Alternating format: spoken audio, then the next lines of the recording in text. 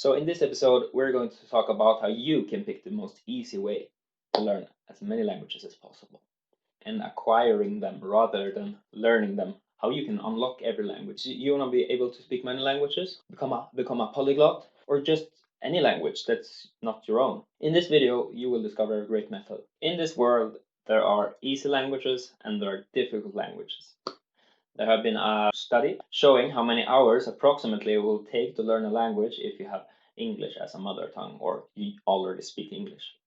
And then you can see here there's different languages. And why these languages are easier to learn is simply because they are more similar to English than the other ones. What I would recommend you to do, the first language you're going to learn, is that you pick the easiest language possible. Now, don't worry, you don't have to choose exactly that one, but a language somewhat similar. So first off, do some research. Go to the language tree of your mother tongue and see the closest languages around. So I will show you my case and how I did my journey and how you can take from that and apply. Okay, so first off, Swedish language for free from my parents, English in school, and then I failed Spanish in school, as we many of us do. Why would I ever need Spanish? Uh, why listen to the Spanish teacher? I want to listen to Rammstein. Really useful vocabulary there, which I will need in a situation like, for example, this. Du kannst nicht mehr Chips essen. Du hast alles gegessen. Du Schwachkopf.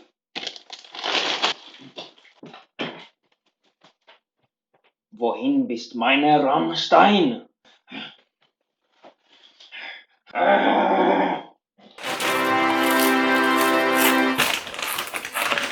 Actually, at least I learned some German there. So what I want to say with this is there will never be a language that you need to learn, because in today with technology and all of that, languages can be translated through apps in just a few clicks away.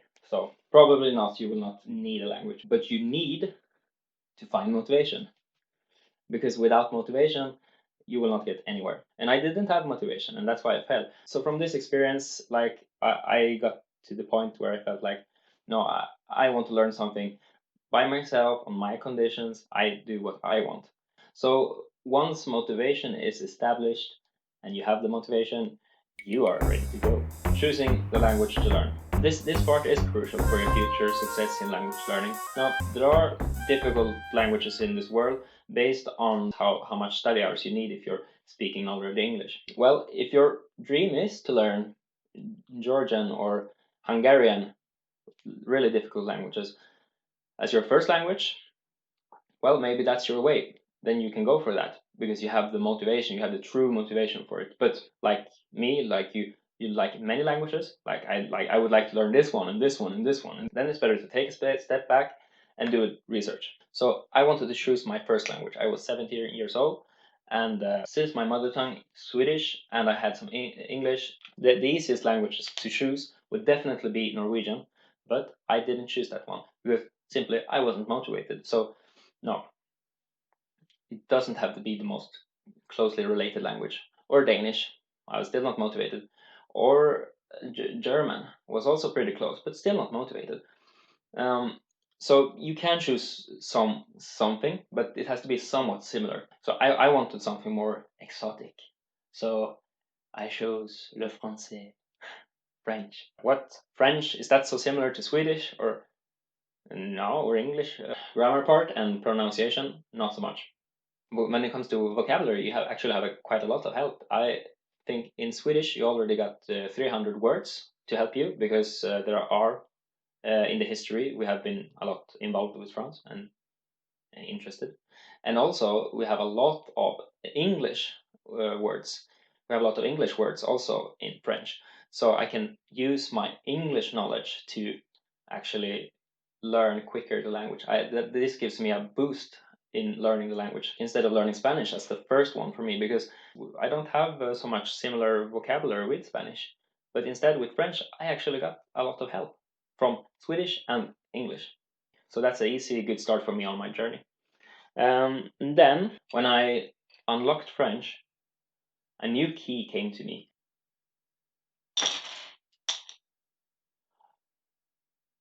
key to Italian. Yes, pronouns is different, but a lot of similarities here, both with vocabulary and grammar. And so that was absolutely the most easiest choice I could go after French. So I taken a really step-by-step, slow way, step-by-step away from my Germanic language tree. And this is just based on research and motivation. I was motivated to learn Italian because, yes, it's a cool language, and also because I had the research that, okay, this is the most similar. And then after that, I see that which is the most similar to Italian? Yes, that's Spanish. And therefore, I had a lot of help learning Spanish after Italian, instead of starting learning Spanish maybe after I didn't know French or Italian. So step by step. And then after Spanish, I go to, in my opinion, maybe the most difficult Romance language tree language, Portuguese, when it comes to pronunciation. And this, my French pronunciation helped me a little bit sometimes, and also pronunciation from Italian and so on. So I got help from the other languages before. There's so many similarities between these languages that I didn't realize it at the time, but I know now that when I first learned French, I got into a whole world of languages. Actually, that gave me access to 5 different languages about in the Romance language tree, which will be easier to learn, like Catalan and so on. And actually, learning a new Romance language tree for me is not about learning and studying many words so much. Actually, the main focus for me is just speaking it directly and don't thinking of it, and that's will be so much fun and easy for you also. So like, let's say you know Italian and you don't know the word for something in Spanish, then you just pretend you know Spanish and you go for it. You go for it, and it will work so many times. And it's the same with Portuguese. If you know Spanish, you just pretend you know it. You try, you do your way, and oftentimes they will understand you and help you if you say the wrong pronounce or the wrong word. You will get so much help from the languages you have and also from the people you're speaking to. So that way you will acquire the language instead of studying it the hard study way. But of course, you need to study it also a little bit. Comprehensible input. For example, I was in Germany and I was looking for a castle, and I didn't know the word for castle in German. So I took from my own language tree, Swedish, and I tried with that word because they didn't understand English, and castle is borrowed from the Latin language. So I said the slot, and finally they said, Schloss, Schloss. And that way it did work out from borrowing from previous language. And another time I was with this Spanish guy who saw the garbage truck were coming, and I didn't know the word for garbage in Spanish, but he was pointing at it and he said, basura. And I knew the word from before in Italian, spazzatura, spazzatura, basura. It's not exactly the same, but still, seeing an object and then when you point at it, it just comes to your head right away without having to actually study that word. Why I learn all these so-called easy languages to start with, because this gives me preparation for learning more difficult ones that I want to learn later in life. Languages always takes time. It takes years. There is no short way for languages anyways, so it's just, for me, it's totally okay because I want to learn as many languages as possible. So that's why I take this long way with all these easy languages before heading for like Arabic, for example. Actually I know Arabic has some similar vocabulary with Spanish, but it's so much easier to start learning Spanish and then later in life learn Arabic and pick the words and what you know from before to Arabic.